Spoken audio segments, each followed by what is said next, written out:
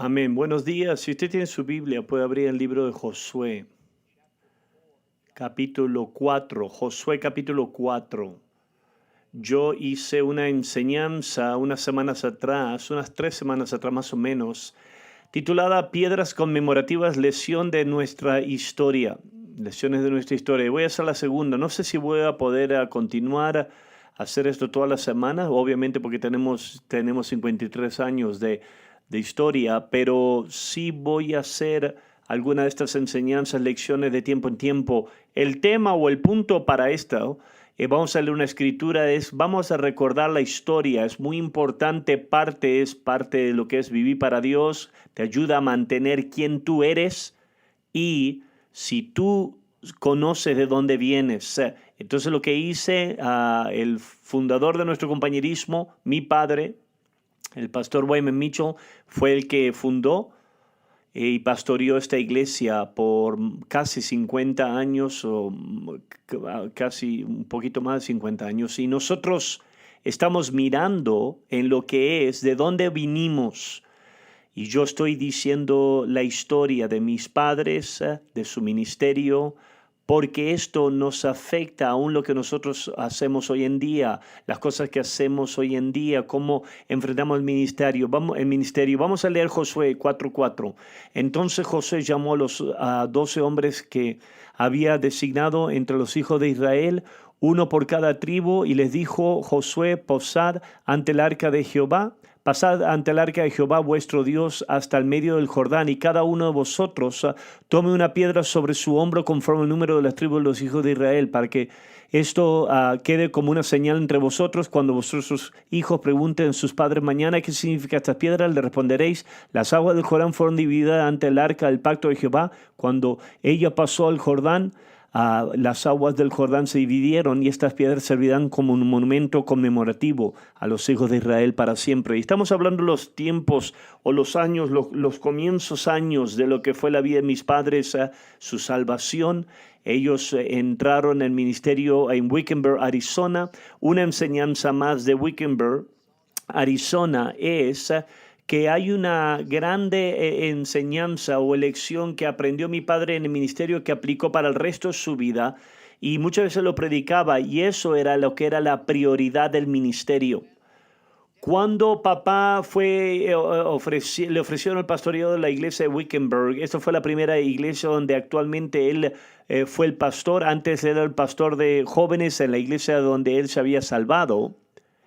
Cuando él se convirtió pastor, él hizo una decisión de darse al ministerio.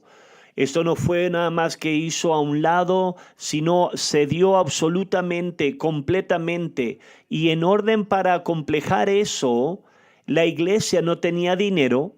Él tuvo que trabajar un trabajo. Entonces él tomó un trabajo como una persona que reparaba lavadoras, y él trabajó solamente suficientes horas para la semana para sobrevivir. En ese tiempo tenían dos niños. Karen y Sharon ya habían nacido. Rhonda nació en Wickenburg. Ahora tenían 3 hijos, y él trabajó solamente lo suficiente para que puedan sobrevivir, porque él decía: yo estoy aquí para predicar, no estoy aquí para trabajar. Y eso era importante. Y él dijo, para el resto de su vida, hicieron un sacrificio en ese momento para el ministerio. Para toda su vida, él acreditaba ese tiempo, de ese momento de tiempo para el futuro de sus ministerios. ¿Por qué? Porque él dijo, porque él no quería trabajar muchas horas. Lo que él hacía, él tomaba mucho tiempo estudiando en profundidad doctrinas bíblicas, temas bíblicos, aprendiendo cómo predicar. Y él dijo, eso fue el fundamento para todo su ministerio. Es por eso que a través de los años él muchas veces lo escuchaba que él predicaba a pastores que eran pastores de hobby, en otras palabras, que eran hombres que querían sí predicar el evangelio, pero también querían tener una fantástica estilo de vida desde el comienzo, querían ser bendecidos, querían tenerlo más grande, querían un nivel alto y el ministerio es un hobby nada más para ti, no tienes tiempo para darte a ti mismo. Y eso fue una enseñanza. Nosotros agarramos el beneficio de las cosas que el pastor Mitchell aprendió en Wickenburg, Arizona. Una de ellas, en los tempranos días, nos enseñó una enseñanza de lo que fue la iglesia, fue en Wickenburg, ahí donde él formó convicciones y entendimiento de la iglesia, y eso fue una enseñanza, una lección de lo que es la prioridad del ministerio. La segunda lección que mi papá aprendió, que actualmente iba a afectar el completo compañerismo hasta este día, fue el corazón para las naciones. Desde el momento que mi padre se salvó, Dios puso en su corazón un amor por las misiones, y al decir eso es predicar el evangelio fuera de lo que fue de tu país, afuera de tu país. En la iglesia donde él se salvó en Phoenix, Arizona, dos cosas pasaban. Número uno era que invitaban a misioneros a predicar, a venir y predicar y hablar en la iglesia. Y cada vez que un misionero venía, mi padre estaba absolutamente emocionado. Era algo muy emocionante para él.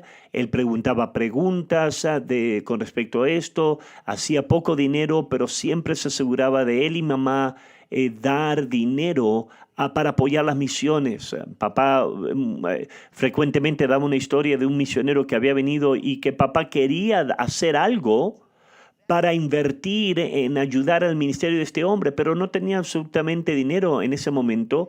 Entonces papá tenía un rifle en ese tiempo que se le había dado por su propio padre, era un rifle, la marca Henry, y que él había usado desde cuando era niño, y eso era todo lo que él tenía de valor. Y él fue al misionero y le dijo: yo quiero ayudarte, no tengo ningún dinero, pero podrías usar este rifle. Lo trajo a la iglesia. Podrías usar este rifle, le dijo, en tu ministerio. Y el hombre dijo: seguro que sí. Papá dijo después que se dio cuenta que este hombre, con la experiencia, que este hombre no lo iba a usar para el ministerio, nada más quería el rifle, pero papá gozosamente lo dio. Entonces, simple y sencillamente te estoy diciendo esa historia porque él tenía un corazón.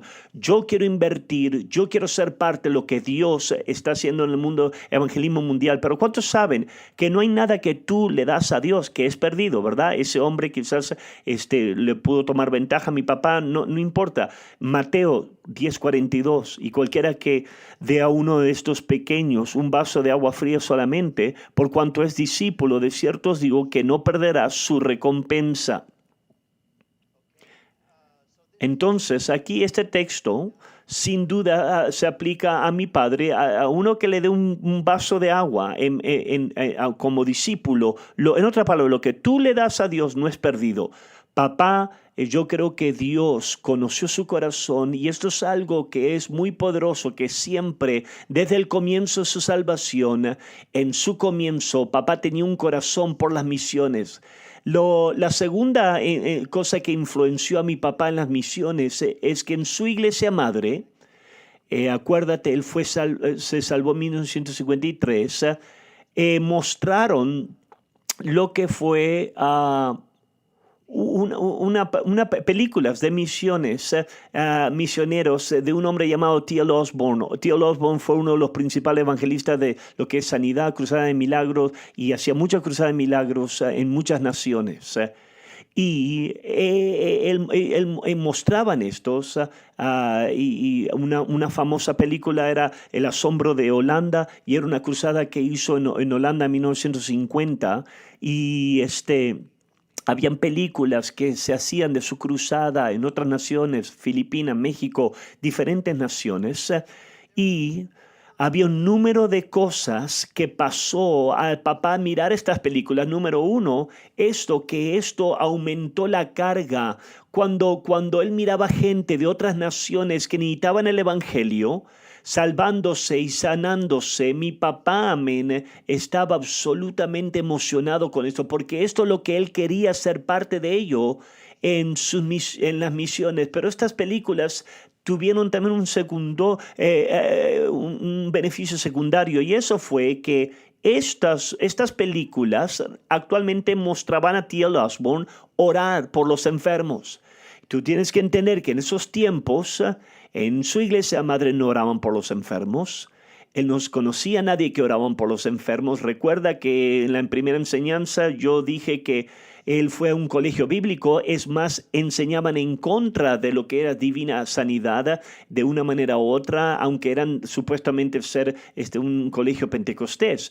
Pero él estaba mirando películas y mirando aquí lo que era la película de un hombre que estaba orando por los enfermos. Esto es algo que tú no sabes. Si tú veías a mi papá orar por los enfermos, ¿cuánto usted veía a papá en una cruzada? Usted lo miraba en México, la cruzada, recuerde, usted miraba cómo él oraba por los enfermos.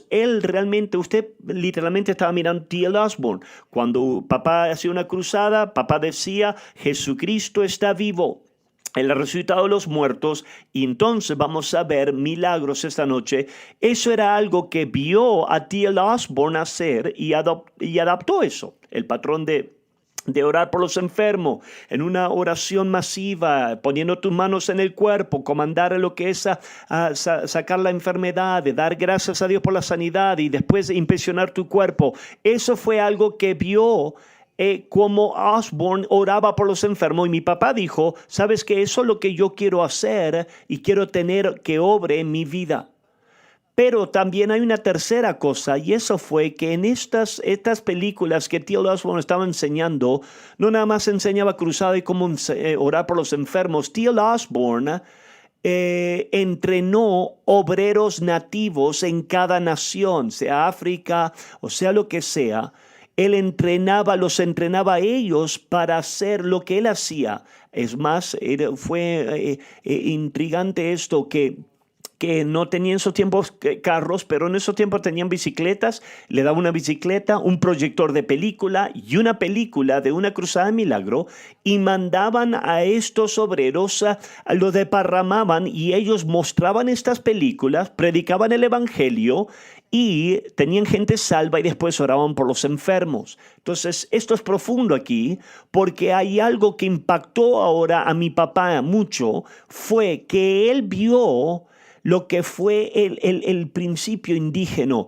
Si nosotros podemos entrenar obreros nativos que alcancen a su propia gente, esa es la manera que nosotros vamos a enfrentar. El misionero es alguien que su trabajo es entrenar obreros nativos para hacer lo que él hacía, y eso es muy poderoso. Si tú entiendes algo de nuestro compañerismo, tú sabes que nosotros ahora estamos en, creo, 137 diferentes naciones, y eso es lo que nosotros hacemos. Nosotros mandamos misioneros para lo que es agarrar gente de esa tierra que se salven, para que ellos ahora puedan cumplir la gran comisión en su propia nación. Y eso fue un poderoso principio que tuvo que ver con el corazón de papá por las misiones. Después seguimos avanzando al ministerio, y ahora de lo que es Wickenburg nos mudamos a Canadá. En 1962-63 más o menos, el sueño de papá se convirtió en una realidad. Él quería ser un misionero, mis padres querían ser misioneros, y ahora el sueño se realizó. Una iglesia se abrió ahora en Canadá, en un pueblo llamado Courtenay, British Columbia, en la isla de Vancouver, a un lado, afuera de lo que era Vancouver. Y mi papá ahora fue ahí. Ahora porque nosotros tenemos Eisenhower, Doreen, no voy a hacer broma de los nativos de lo que es canadienses. Yo me burlé de lo que es de Australia, pero no me voy a burlar de lo de Canadá. Pero ahora mis padres, ellos fueron misioneros. En ellos ir a Canadá un sencillo evento pasó que es más formó ideas fundamentales para el compañerismo en los años más avanzados. Ellos ahora se iban a mudar de lo que es, creo que tenían en ese entonces 4 niños y ahora Karen, Sharon, Rhonda nació en Wickenburg. Sí, tenían 4. Se mudaron de lo que es de Wickenburg, Canadá, y le dieron $200 para mudarse a un nuevo país, para acomplejar esto. Entonces, lo que tuvieron que hacer es, tuvieron que deshacerse de muchas cosas. Número 2, al ellos empezar a ir al viaje su carro, su automóvil se rompió y tuvieron que gastar grande porción de esos $200 en reparar el carro, el auto, y él dijo que ahora cuando llegaron a lo que es una nueva vida en un nuevo país con $11 bajo su nombre. Eso tuvo un profundo impacto sobre mi papá. Ahora tienes que entender esto. En una denominación, las cosas son centralizadas. Mi padre le decía a su pastor que él quería ser un misionero, pero la iglesia no los mandaba. Tú aplicabas para la organización, era central. ¿Quién decide quién es misionero? Lo que fue la oficina central. ¿A dónde va todo el dinero? A la oficina central. Entonces ahora la oficina central decía, tenemos algo que se abrió y ahora nada más te pueden dar $200 para hacer esto. Esto hizo un impacto profundo en la vida de mi papá, cuando él llegó con $11 con su nombre. Aquí hay una enseñanza, y esa enseñanza que fue puesta en mi papá es que apoyo financiero al ministerio. De una manera u otra, no nada más fue para él, pero de una manera u otra, esto fue algo que si tú crees en la misión de alguien, tú tienes que apoyarla. Si tú dices, tú quieres alcanzar el mundo, tienes que poner dinero tras eso para que acomplejar el trabajo. Entonces, en la mente de mi papá ahora fue que un día dijo, si yo estoy en una posición, yo quiero apoyar a obreros de una forma apropiada. Yo no quiero que ellos tengan hambre, que estén luchando, donde ellos no pueden ni sobrevivir, y eso fue fundamental. Acuérdate, él no entendía eso, cómo esto iba a trabajar, él no sabía. Lo que dijo es, lo que me pasó a mí no es la mejor manera de tratar con esto. Un día yo quiero hacer algo diferente. Courtney, BC, esa ciudad de Canadá, era una gente muy amable ahí. Él empezó a comenzar ahí y él empezó a hacer lo que se le había enseñado en la iglesia cuadrangular. Y eso es que tú usas competencias en la iglesia para traer gente, para que gente traiga gente. Ahora piensa acerca de esto. En nuestra iglesia nosotros decimos que tienes que testificar, predicamos en evangelismo, predicamos en predicar el evangelio. Eso no era la manera que funcionaba, obraba. Su manera que él se le había enseñado era que tú organizas lo que es una competencia. Una de ellas, yo no creo que mi papá inventó esto, pero se le comunicó esto, que ellos tienen una competencia, una competición en la iglesia de cualquier persona que traía la más gente a la iglesia ganaba un viaje a Hawái. Piensa acerca de esto. Un hombre me dijo ayer en la tarde, yo voy a explicar esto un momento. Una mujer en la iglesia llamada Pearl Cochran quería ganar. Entonces le pidió a su amiga que trabajaba, que tenía 3 hijos. Su amiga de trabajo no quería venir a la iglesia, pero dijo, hey, ¿puedo traer tus hijos a la iglesia? Porque ella quería, es todo por Jesús, yo quiero ganar. Entonces ella trajo 3 niños a la iglesia, 2 hermanas y un niño. Y esto es muy interesante. El más joven de los niños fue un niño llamado Les Tice. Les Tice vino no iban a ser parte de la iglesia, solamente los trajo a la iglesia para ese día, porque los números, para que iban a ser marcados, recordados y grabados, y la persona que traía más iba a ganar. Les Tice era un niño, sus hermanas fueron a una escuela dominical ese día. Les Tice estaba ahí coloreando un papel mientras que mi papá estaba predicando. Después de los años, Les Tice se salvó y él era de Canadá. Él se salvó a una de nuestras iglesias en Canadá y se dio cuenta que él había estado en un servicio con mi papá. Él ahora está pastoreando en lo que es Edmonton, Alberta, Canadá. Aquí está la enseñanza de la vida. Las semillas que tú plantas nunca son gastadas, malgastadas. Lo que tú haces para Dios, y piensa acerca de esto. Isaías 55:11, así será mi palabra que sale de mi boca. No volverá a mí vacía, sino que hará lo que yo quiero. Será prosperada aquello para cual la envíe. Ok, piensa aquí hay veces que nosotros hacemos cosas para Dios y pensamos, ¿ha hecho alguna diferencia eso? Yo no sé si alguien se siente así, pero tú piensas, wow, eso fue un gasto, no creo que ganó nada, pero eso es una poderosa escritura. Las semillas plantadas nunca son malgastadas, son perdidas. Una historia que Les Tice me recordó de esto ayer, que mi papá nos decía esta historia muchas veces. Y era que en la iglesia cuadrangular tenía una convención anual en Los Ángeles. Una vez más, para algunos de ustedes, todo lo que conoces tú es la manera que nosotros hacemos las cosas. Nosotros mandamos obreros, mandamos los doves, mandamos a los obreros, las parejas, y en diferentes ciudades que plantamos, o aún diferentes naciones. Cuando es tiempo de conferencias, nosotros queremos que regresen aquí, que estén aquí, nosotros pagamos su viaje, ¿verdad? ¿Por qué hacemos eso? Bueno, escucha.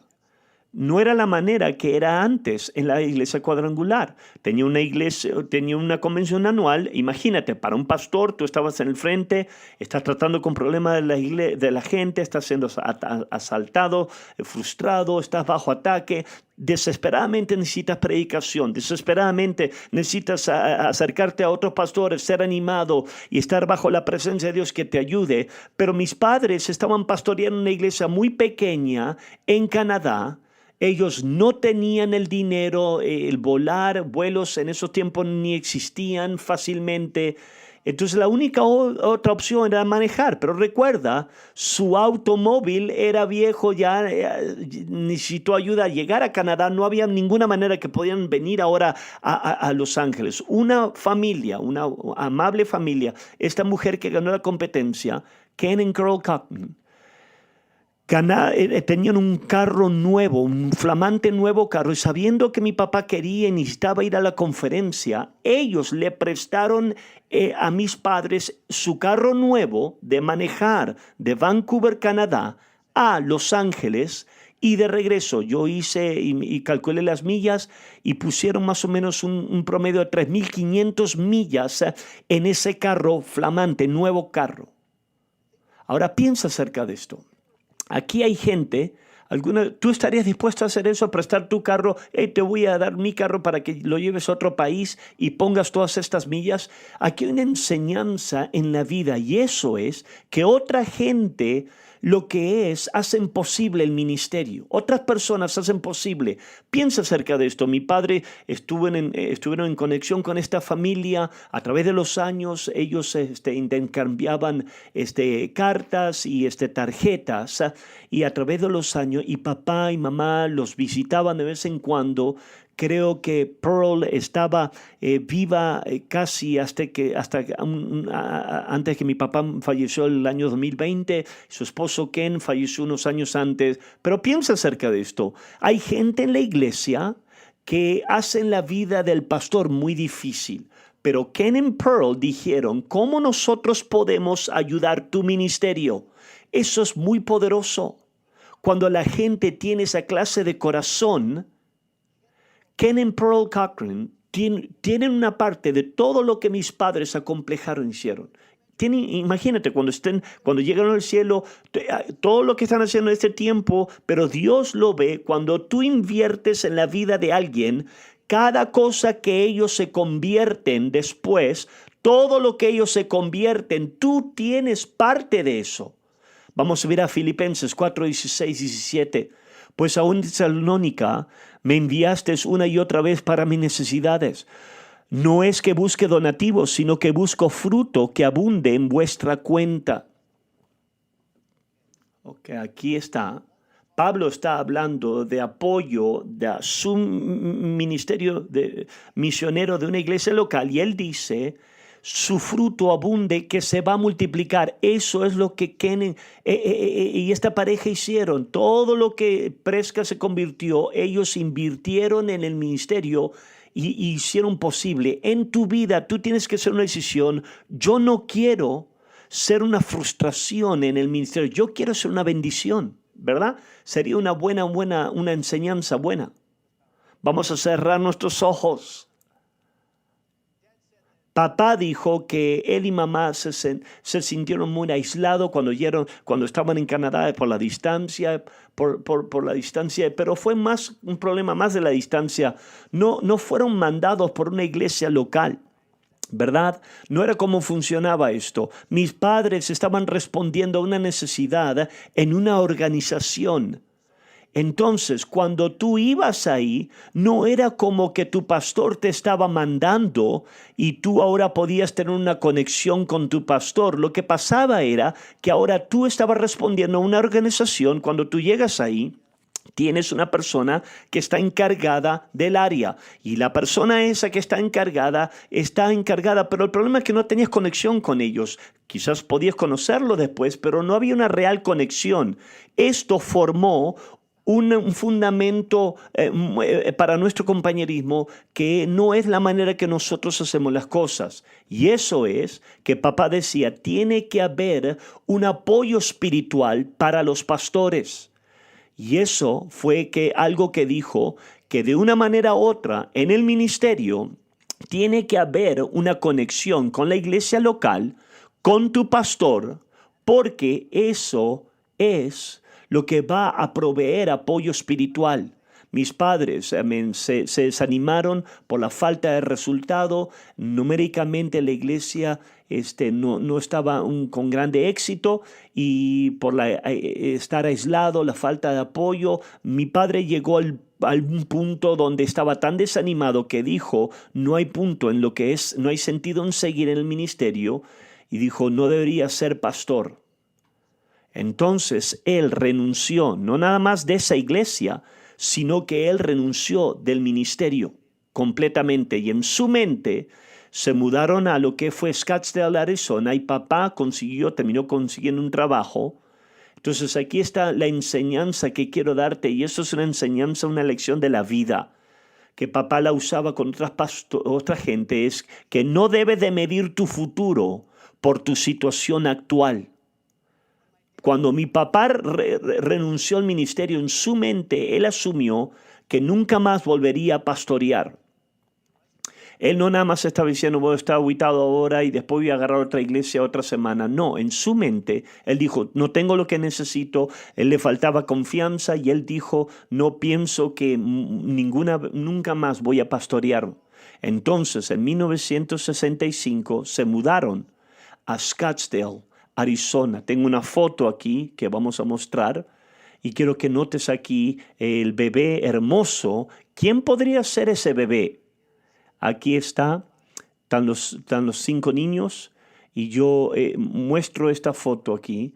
Yo nací en 1964 en septiembre, o sea que ellos se mudaron, no, estuve mal, creo que sí se mudaron en 1964. El principal aquí es que mamá se quedó embarazada lo que fue en Canadá y es por eso que Doreen me ama tanto porque yo tengo sangre en lo que es, técnicamente soy canadiense si tú lo piensas. Entonces esta foto es en Scottsdale, Arizona. Papá empezó a trabajar un trabajo y empezó a atender a una iglesia local de ahí y recuerda, él dijo, yo no creo que voy a ser pastor ya más. él empezó a trabajar con un hombre que también era cristiano, que también él había sido un pastor, pero en frustración él había renunciado al ministerio. Ahora, dos ex pastores frustrados están trabajando juntos, y en esos tiempos, eso era cuando la gente, el movimiento Pentecostés estaba empezando a levantarse. Y empezaron a ir a diferentes iglesias o a encontrar gente, y empezaron a descubrir que habían gente loca, cosas locas pasando en esas iglesias muchas veces, y atendían a servicios juntos o hablaban de diferentes lugares que habían estado, y ellos siguieron diciendo, wow, esa iglesia era una locura, nosotros podemos hacer un mejor trabajo que eso. Entonces finalmente un día tuvieron la idea, ¿por qué nosotros empezamos una iglesia? Y eso no era la iglesia cuadrangular. Empezaron una iglesia y empezaron una iglesia, rentaron una casa antigua en Scottsdale, Arizona, y enfrente de lo que es la casa hicieron como un patio con un techo en el patio. No había calor todavía en ese tiempo en Phoenix, y pudieron empezar a juntarse abajo lo que era el patio en Phoenix, Arizona, y empezaron esta iglesia con los dos de ellos siendo copastores. Entonces él dijo que la palabra empezó a desparramarse, la iglesia empezó a crecer. Pero papá aprendió una enseñanza, una lección muy importante que nos afecta hoy en día, y esa enseñanza es que el pastorear bajo comité no funciona.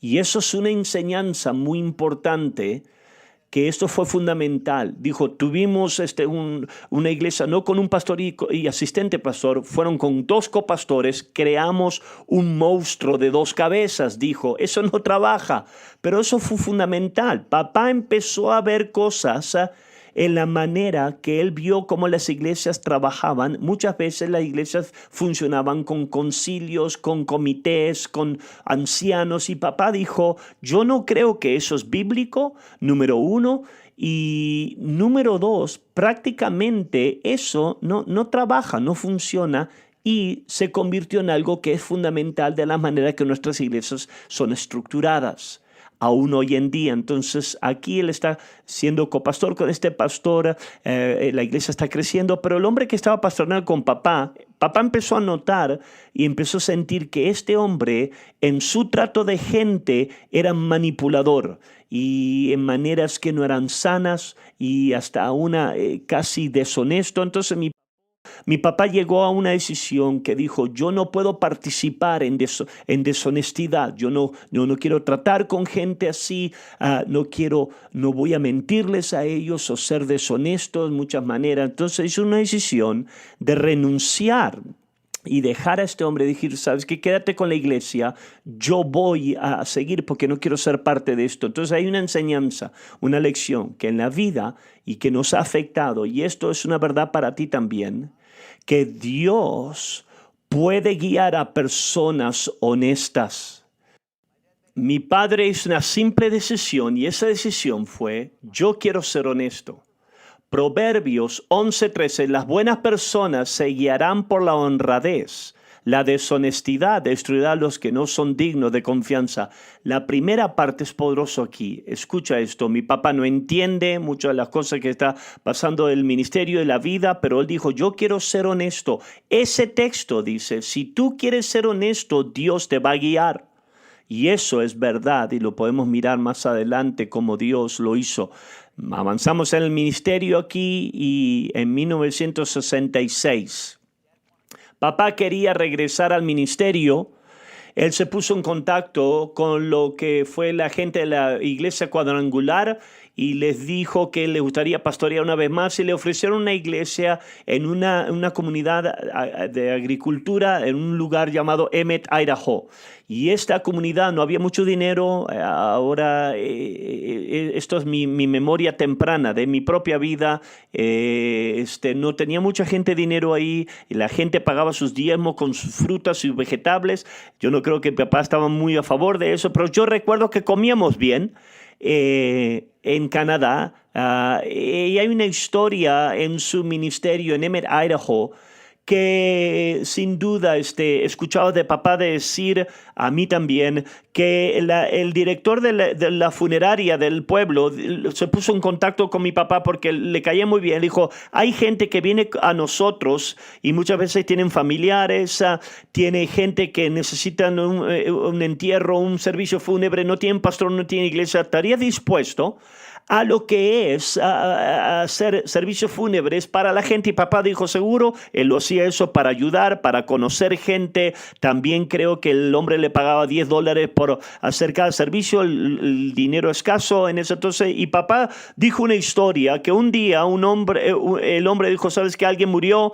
Y vinieron le dieron la fecha del servicio fúnebre y lo recogieron a papá en el carro, 2 hombres y lo que era el cajón de muerto en el auto, y llegaron a lo que fue una capilla en un edificio muy pequeño y iban a tener servicio y pusieron el cajón de muerto, las flores, y de repente el hombre le dijo, la capilla está vacía, le dijo, empieza el servicio. Y mi papá dijo, pero no hay nadie aquí. Y el hombre dijo, sí, nadie va a venir. Entonces papá dijo que este hombre tenía 67 años de edad y ni una alma, ni una persona vino a su servicio fúnebre. Eso impactó a papá en muchas maneras y él dijo, y hay una enseñanza aquí, y eso es que en la vida tú tienes que vivir de tal manera que causes impacto en los demás. En las decisiones, como tú tratas gente, con lo que tú haces en la vida, tú tienes que asegurarte que tu vida está haciendo impacto, porque él dijo, yo no quiero terminar mi vida y que nadie se interese, ¿verdad? Eso es una elección que todos nosotros podemos hacer. Papá tuvo algo se le había enseñado a papá en el colegio bíblico, y eso fue que su filosofía del ministerio era que la manera que tú alcanzabas adultos era a través de sus niños. Una escritura que siempre se le enseñaba era Isaías 11:6, dice que un niño va a guiarlos, ¿verdad? Y se le enseñó toda su vida eso, aunque esa escritura está tomada fuera de contexto, está hablando del milenio. Es una mala idea cuando tú aplicas una escritura del milenio y basas toda tu vida de eso. Entonces, lo que eso significa era que él se le había enseñado cómo tú creces la iglesia es a través de los programas de niños. Muchos de ellos, amén, eran programas para los niños. Acuérdate lo que eran las competencias que tenían, y eso fue la primera vez que Les Tice me había dicho que fue un viaje a Hawái. Por lo general era quien ganaba una barra de chocolate. Yo recuerdo un día la competencia, y como niño recuerdo que la competencia era que tú ganabas una nieve de que se llama banana split de 6 pies de largo. Eso es lo que cada niño necesita. Imagínate eso. Y lo hicieron, ¿verdad? Eso fue competencia. Yo tengo una foto aquí. Estas son fotos de lo que es de Emmett, Idaho. Y aquí tú puedes ver que son niños, ministerio de niños. A la izquierda tú puedes ver la niña en el centro ahí, mi hermana Rhonda. Y en la derecha tú puedes ver allá atrás papá, en el fondo mamá está atrás también, la hilera de atrás, la tercera, también puedes ver esta Rhonda y enfrente. Y yo creo que hasta yo estoy ahí, en la izquierda, no me había dado cuenta que yo estaba ahí. Está Rhonda, segunda, y la cuarta es Debbie también. Y tú puedes ver aquí que esto lo que tenían eran competencias con niños, programa de niños, y una cosa es difícil tú para ver aquí, pero en la iglesia cuadrangular, en la pared de atrás ponían lo que eran la cantidad de gente que atendía a la iglesia. Y tú puedes ver ahí en la izquierda que tuvieron 179 personas el domingo anterior. Esa iglesia estaba creciendo. Pero también en la izquierda, en el mes de enero, para las misiones del mundo, habían levantado $144 con 42 centavos. Y esto es lo que mi papá siempre quería, apoyando las misiones. O sea, una vez más, regresando al ministerio de niños, mi papá empezó a ver que él y mi mamá estaban involucrados de una manera profunda en el ministerio de niños, con la esperanza que si podemos traer a los niños, sus padres van a venir. Pero él dijo, no trabaja esto. tú sí traen los niños, pero lo que los padres hacían era, ¿sabes qué? Wow, tenemos una hora libre ahora.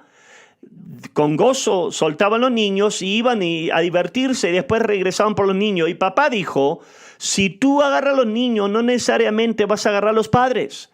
Pero mi papá empezó a agarrar unos conversos y dijo, si tú agarras y ahora que los padres se salven y a un papá, el papá que se salve, tú vas a agarrar a los niños. Entonces esto empezó en su mente a lo que fue un cambio fundamental en cómo él iba a enfrentar el ministerio. Y esto es una de las maneras, una de las importantes cosas. Acuérdate, como yo te dije en la primera semana, mi padre no fue un criado en la iglesia.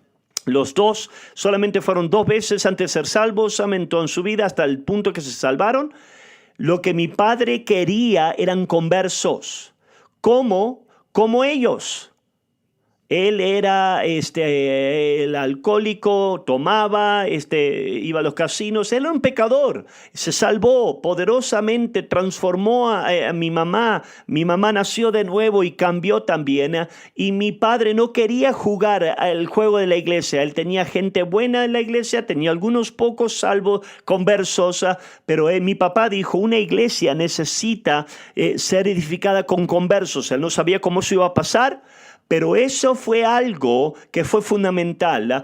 Otra cosa que pasó en Emmett, Idaho, fue que yo te dije la semana pasada que va a poner Dios gente en tu vida. Y eso fue que uno de los hombres, su nombre se llamaba John Metzler. John Metzler había ido al colegio bíblico con papá y tenían un espíritu que se había unido y amaban las cosas de Dios, amaban las misiones, amaban lo sobrenatural. Y en Emmett, Idaho, él invitó a su amigo John Metzler para que venga. Y aquí está, una vez más, otra foto aquí. Aquí está papá afuera de la iglesia. Y aquí está la iglesia de adentro, en lo que es Emmett, Idaho. Pero él invitó a John Metzler a que venga y que haga un avivamiento. John estaba pastoreando en California en ese tiempo y lo invitó a él. Él hizo un avivamiento. Y John Metzler, ¿cuántos aquí ustedes recuerdan? Son mayores. Si ustedes recuerdan John Metzler, ese es Jolene Metzler, este era su papá. John Metzler fue absolutamente sobrenatural, tenía dones del Espíritu, oraba por los enfermos, él agarraba milagros, amén, fue hermoso. Y en esta iglesia buena, que Dios estaba haciendo algunas cosas buenas, no muchas, pero algunas, John Metzler vino y tuvo un poderoso avivamiento, y una de las cosas que pasó después que finalmente lleguemos a Prescott, que después se convierte en fundamental, John Metzler fue muy influencial en los tempranos días de Prescott. Un número de gente se salvó y en ese punto, y eso fue fundamental.